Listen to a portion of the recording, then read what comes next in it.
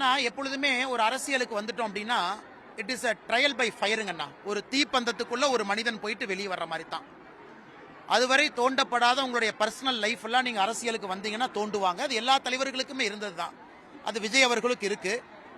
அவர் அரசியல் வரும் பொழுதே இதையெல்லாம் உணர்ந்துதான் வந்திருப்பாருன்னு நான் நினைக்கிறேன். இதை அவர் கடந்து தான் போகணும், தாண்டி தான் போகணும். இதை தாண்டி தான் அவருடைய அரசியல் இருக்கு.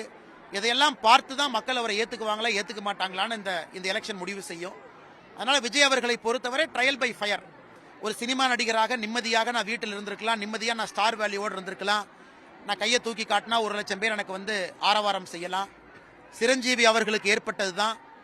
எத்தனையோ பெரிய நடிகர்கள் அரசியல் களத்திற்கு வந்த பிறகு ட்ரையல் பை ஃபயர் பிரஷர்ல தான் அவங்க வெளியே வரணும். இது புரட்சி தலைவர் எம்ஜிஆர் அவர்களுக்கும் ஆரம்ப காலத்தில் இருந்துச்சு.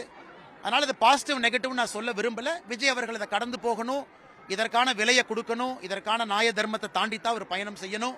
அதனால் இது ஒரு தனிப்பட்ட ஒரு வாழ்க்கையில் இருக்கக்கூடிய ஒரு பிரச்சனையா நான் பார்க்கிறேன்.